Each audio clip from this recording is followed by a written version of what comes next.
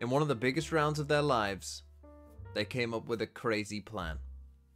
This is a story of Apex and how they managed to win EMEA Ascension. The situation is this. It's round 22. Apex are down 11-10. They are down 2-1 in maps. In the last map, they were up 9-1 and managed to lose 13-11. It was not going well. They started this map, Lotus, map 4, down 8-4. They then rally back, start winning and winning and winning and bringing it all the way back. But then Pacific strike back as well. It's now 11-10 and they're up against it and they're going to do a fast B exec. Pacific, I think, have earned everybody's respect. This is a squad, not just to respect, but to be damn afraid of. Larocque in with a chance here. The rocket launchers, oh, it spots him. And Avova gets him first. And it's the same sort of start, though. Comeback, fighting from an angle. Another response to put the advantage. It doesn't start off going great. Yes, they do manage to get into the site. They actually do pick a site where there's only one player the breach here. But obviously, as we see, initially it looks like it's going to go terribly for them. But Avova does check this corner and does manage to get the kill. Unfortunately for them, Kayak has gone running, sprinting in here with his Razor, probably thinking he's going to Razor anyone here. But unfortunately, he turns around and sends the rocket here instead, probably in a panic seeing this on his map. And so now it's just out here on its own, without a Razor, and is going to just promptly die just there. Now they're coming into the site, but obviously they've only got 2 smokes, so we have no smoke for this. And as you can see, Pacific are flooding back in quickly, and they're going to get the next kill as well just here with their Omen, pushing down, managing to find Molzy. And even though we get a good Deadlock Gravnet off, and we've got the Deadlock wall down as well just in here, we're now in a 3v4, and the spike is down here on B as well. And this is where we're going to see the crazy play, because you can already see that Avova is in here in heaven and already pushing it, already feeling like, this is a possibility, that this was a heavy stack towards A and that these guys are going to be coming in this way. He already feels that and starts pushing here straight away. And it's important that he does this so quickly, because a Sova drone is coming out. It sees the spike. It sees that, no one's out here. And this is where the crazy play comes in, because you might think at this point, hey, okay, we've got our Omen in their spawn, right? We're just going to wait for this guy to do something, get a kill. They might not suspect he's there. But the play that they go for is genius here, because, of course, what they're going to do is ult the spike. Now, at this point, very few Valorant maps look like this. This is not something that you very often see, that the spike is in their spawn, especially when there's still a minute left in the round, right? We've still got a minute and 5 seconds left. But this, of course, is genius. Because if you're Pacific, well, you've just seen the spike disappear from the Omen ult, right? So you think that this Omen ult, oh, he's just ulted the spike and is back with the team, right? You wouldn't expect him to be in spawn, whereas normally you would think, oh, they just Omen ulted.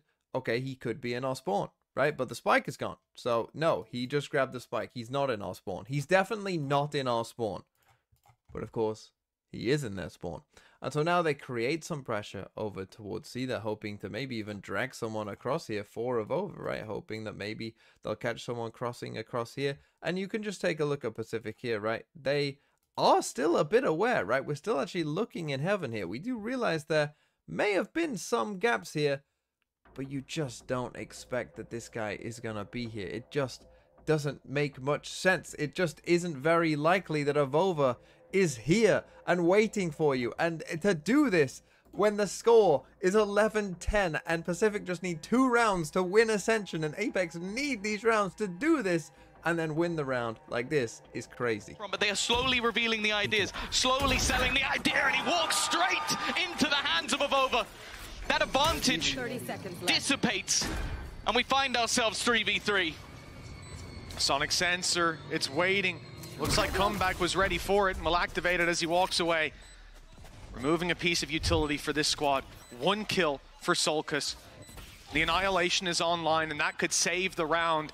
In the position they're currently in, Pacific on the retake, spams good, Loida down extremely low, dropped in fact, it's Hype, and Avova claiming the kills with Sulcas, the cherry on top, a kill that gets Annihilation. So now it's 11-11, and not only that, Pacific are on a terrible eco round as well. But it did not get any less chaotic. Of the round. He took the spike. If he died anywhere else, he was screwed. And look at the counter. So much to put things down, but it's still the opener going the way of Pacific. So this is a bit of a crazy play, right? To invest this Silver ult in here as well, probably a bit unexpected, gets them a kill. Obviously, they're on a terrible eco. They got the Neon ult. But the thing is, I mean, Apex are ready for this. You see Soulcasser, he's got the Gravnet in hand. Start of the round, he's ready for this. They are so ready for this. The only problem is, you know, they deal with it pretty well, right? This Neon's not getting a kill. You're getting suppressed and Gravnet in here. You're in a lot of trouble. So they were very ready for this play. They probably just didn't expect that the Silver ult would be coming out as well. Soulcast, as you can see, gets revealed there. He's going to die. I mean, they even smoke it off as well. The stun comes in from the breach. Soulcast dies to the Silver ult. Maybe that's the part that they didn't fully expect was going to come out. And now Apex are going to head over towards the A site where we've got a little Cypher here just hiding behind the door. And an ultimate that gets them an opener. They may have a man advantage, but they have no other advantage in this round. Jealous, he's hit the timing almost perfectly. Even a 1-for-1 there is not too bad. Oh, the nade, the Shrouded Septo from Loida. He's now up top, position spotted, and Kayak finding the kill from below. The dreams of Apex stay alive, but they've only equalized the numbers. The pistols trying desperately to get a rifle back, and Comeback's landed the kill. The space now theirs, and the 2v2 that they can fight for, but Comeback so desperately low. The headshot's perfect, but he won't land the next. Hype with all the pressure on his shoulders to keep the dream alive, and he'll land the third. A crushing way to lose a round for Pacific there, and they'll probably be looking back at this round and thinking that this is the round that really cost them Ascension. Because again, if they win this map, they win Ascension, right? The thing is with their team, they are a very young team. Their oldest player is 20. They have 3 players who couldn't play in Tier 1 because they're too young. And I think you see that in this round, right? In this decision right here.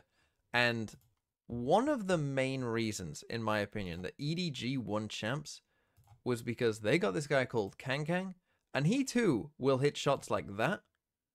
But the difference in champs to pretty much any other time he's played is he would know in this situation to wait, to not take this fight. Now you're in a 2v1, you're in a good situation now, you just want to live, give time for yourself and your teammate to kind of figure this out. Okay, this recon dart's come out here. You know, he's not here. He's not close to you. He's probably either in tree somewhere or back here where he is, right? He's likely somewhere down here.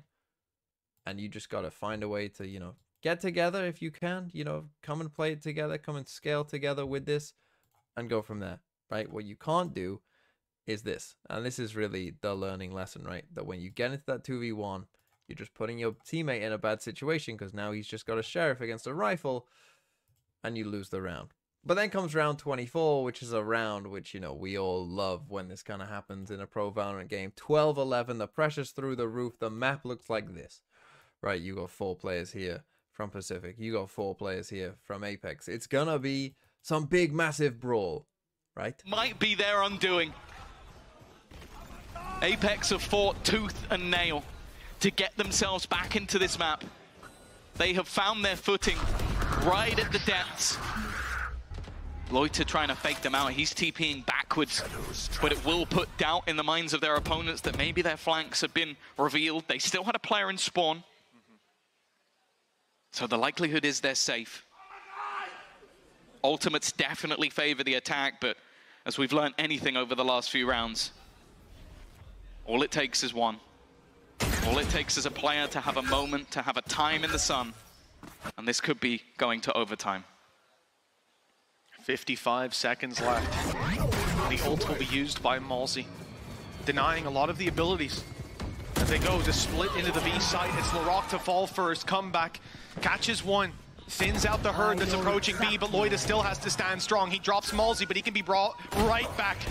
Loida has to be so careful, and with Rose by his side, he doesn't need to anymore. They can take these fights. The revived Malzy in danger. Hype up close though, punishes. So I just want to quickly talk about Apex here and some of the mistakes that they make. And in my opinion, this is a mistake a lot of teams make in general when it comes to trying to fake stuff. Okay, so what Apex are going to do and what they're going to try and do is they're going to try and do a B split here.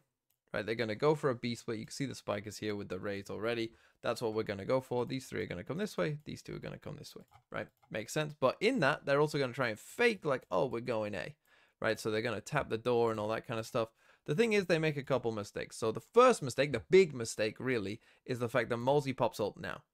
right? This is the first kind of big mistake because Molzy's popping up. They're going for this probably before they should, right? The reason for that is, number one, we've only got one smoke up, right? You're not running an A fake into B with only one smoke, and you'll see that that cost them pretty dearly. Second thing is, Soulcast, because he got droned and got kind of pushed back here, he's still quite far away. So we could just wait the couple seconds for him to at least, you know, get here with us. The other thing is the util that they're going to use, right? So we're going to smoke in heaven here. You're going to see. In fact, I might just let it play out just for a second here so you can see. We tap the door. You know, we put this smoke up here, and now we're going to cross across. We're going to end up with a deadlock wall in here as well. And so we're trying to pressure rate, right? We've tapped the door. We put a smoke in here. We've done all this.